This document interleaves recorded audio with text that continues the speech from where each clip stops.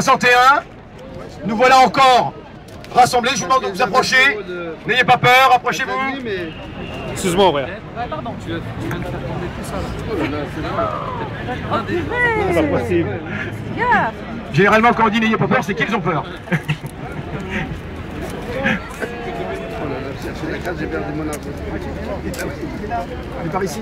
La rage pour l'attraper, c'est incroyable. Bah, c'était la manif. C'est pas grave, c'est pas grave. Bien. Chers amis, Il est où le... bonsoir.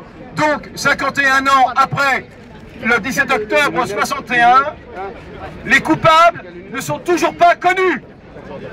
Les coupables ne sont toujours pas connus. On ne sait pas qui a tué 400.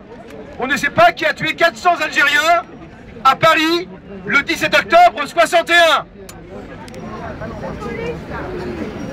Mais, comme l'a dit M. Hollande, la République reconnaît qu'il y a eu un massacre. Bon, évidemment. Mais, comme l'a dit M. Hollande, la République s'incline même devant les victimes. Vous savez, dans les films de gangsters, le boss, le chef de la mafia, c'est celui qui offre la couronne de fleurs la plus grande. Et c'est celui qui rend hommage à la victime qu'il a lui-même, évidemment, tuée. C'est exactement ce qui se passe aujourd'hui.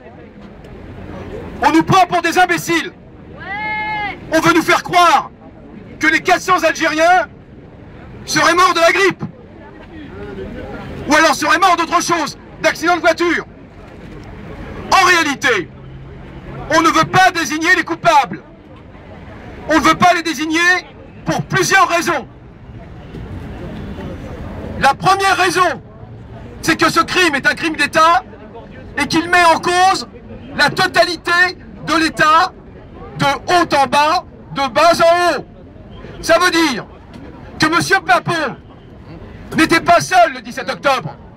Papon ne peut pas avoir pris cette décision sans être totalement couvert par ses supérieurs. D'ailleurs, s'il avait fait cela sans être couvert, il y aurait eu au moins un petit blâme.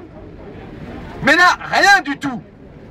Ça veut dire que Papon était totalement couvert par sa hiérarchie, par le ministre de l'Intérieur Roger Frey, par le Premier ministre Michel Debré, par le général de Gaulle,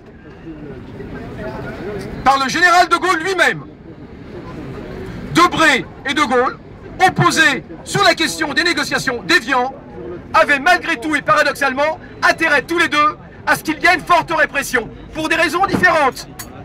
De Gaulle, pour pouvoir négocier en position de force à Évian, et Debré, parce qu'avec une forte répression, Debré qui était opposé aux négociations, avec une forte répression, Debré espérait qu'ainsi, le FLN allait exercer des représailles en France qui feraient tout capoter.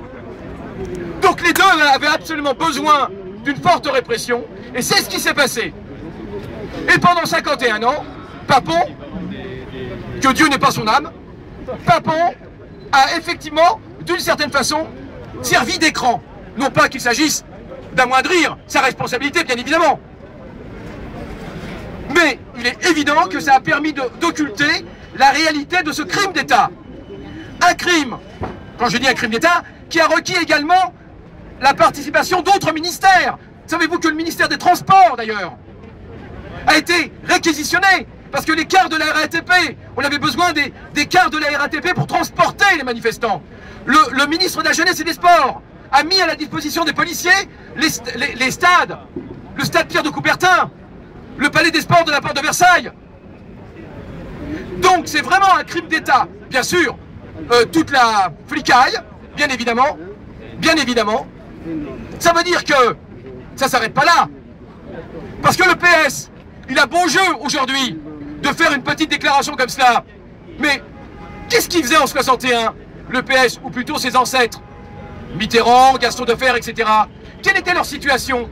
Qu'ont-ils fait le lendemain du 17 octobre? Ont-ils appelé à une manifestation de protestation énergique? A-t-on vu les bataillons de la gauche défiler sur les grands boulevards pour dire plus jamais le fascisme? Mais pas du tout. Ils n'ont absolument rien fait. Vous pouvez tuer 400 Arabes à Paris et il ne se passe rien. C'est ça la magie de la République française. Rien vu, ni vu ni connu. Pourtant, le massacre ne s'est pas fait de façon cachée. Il s'est fait à l'heure où les boulevards étaient pleins de gens qui allaient au cinéma. Il s'est fait devant le Grand Rex, sur les grands boulevards. Et les gens, certains aidaient même la police, en disant il y en a un qui s'est caché ici, un autre là-bas. Rares malheureusement ont été ceux qui ont prêté main forte aux manifestants. Certains l'ont fait effectivement, il faut leur rendre hommage. Mais malheureusement, ce ne fut pas le cas. Ça n'a vraiment pas du tout entraîné de protestation dans la population. Parce que tuer un arabe est quantité négligeable. Hier comme aujourd'hui. Hier comme aujourd'hui. Aujourd'hui où Ali Ziri, paix à son âme, retraité de 69 ans, tué dans un fourgon de police, à coups de pied et de poing par 3 jeunes policiers. Aujourd'hui avait lieu le procès des policiers. Et je vous le donne en mille. Alors qu'effectivement, le comité Ali Ziri a fait beaucoup de travail pour effectivement faire une contre-autopsie. Et il a été prouvé qu'il a bien été tué par les coups. Il y avait une vingtaine d'hématomes sur son corps, qu'il n'y a aucun problème. C'est bien les coups dans le fourgon de police qui l'ont tué. Eh bien, je vous le donne en mille. Que s'est-il passé dans la glorieuse République française? Ils ont été acquittés. Et le procureur a demandé leur acquittement. C'est la honte. On condamne pas les flics en France. C'est pas uniquement une histoire de flics. C'est pas uniquement une histoire de flics. Je peux vous assurer une chose. Ali Ziri avait 69 ans. Imaginez qu'un retraité blanc de 69 ans ait été tué à coups de pied et à coups de poing par des policiers. Vous croyez vraiment qu'il n'y aurait pas eu un petit truc? Un retraité sans histoire, pas un mafieux, un retraité sans histoire, tué à coups de pied et à coups de poing, s'il est arabe ou s'il n'est pas arabe, ça fait toute la différence.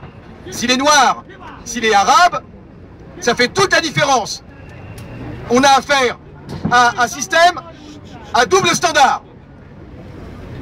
Voilà pourquoi nous pouvons toujours espérer voir reconnaître le massacre d'État du 17 octobre. Et je crois qu'il ne sera jamais reconnu pour une autre raison. Parce qu'on ne veut pas que les familles portent plainte contre la République française devant des juridictions internationales. La France ne veut pas être condamnée. Elle veut bien massacrer, mais elle ne veut pas être condamnée. Et elle n'a pas massacré uniquement en Algérie. Elle massacrera par la suite, après le 17 octobre 61. Elle massacrera aux Antilles. Elle massacrera au Cameroun, où elle prêtera main forte au régime en place pour effectuer un véritable génocide des populations camerounaises. Voilà, Madagascar, c'était avant, mais tout à fait. Madagascar et d'autres crimes coloniaux. Mais là, je parle vraiment de ce qui s'est passé après 1960, après 1961. Il y en a eu d'autres. Si on ne comprend pas la logique du massacre en France, ça ne sert à rien de venir commémorer des morts en disant c'est terrible, verser une larme et repartir. Nous sommes là pour qu'il n'y ait plus jamais de massacre, pour qu'il n'y ait plus jamais de chasse aux immigrés, pour qu'il n'y ait plus jamais de Roms qui voient leur camp brûler, pour qu'il n'y ait plus jamais d'Arabes, de Noirs et autres qui soient tués, massacrés, jetés dans la Seine ou privés des droits élémentaires qu'ils n'ont pas parce qu'ils n'ont pas le bon nom, la bonne couleur, la bonne religion. L'islamophobie qui galope aujourd'hui est aussi un fait terrible. C'est un fait qui malheureusement est même partagé, y compris par des gens qui viennent ici. Je n'ai pas envie de donner de nom, mais tout à l'heure j'ai vu le drapeau d'un parti dont le représentant s'est permis de dire, le jour de la fête de l'humanité, que l'islamophobie ne faisait pas partie de son vocabulaire. En gros, que ça n'existait pas. Vous n'aurez pas longtemps à chercher pour savoir qui c'est. C'est un vrai problème.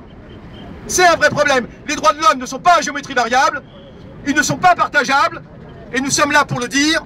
Nous voulons la justice pour le crime d'État du 17 octobre 61. Nous voulons que les responsables encore en vie, et il y en a encore, soient poursuivis. Nous voulons que l'État français soit poursuivi. Nous voulons, en somme, tout simplement, une chose très simple, nous voulons la justice. Parce qu'il n'y aura jamais de paix sans la justice. Pas de justice, pas de paix. Pas de justice, pas de paix. Je vous remercie. Alors, parti des indigènes de la République. Voilà. dont je suis membre et vous avez certains militants ici. Merci.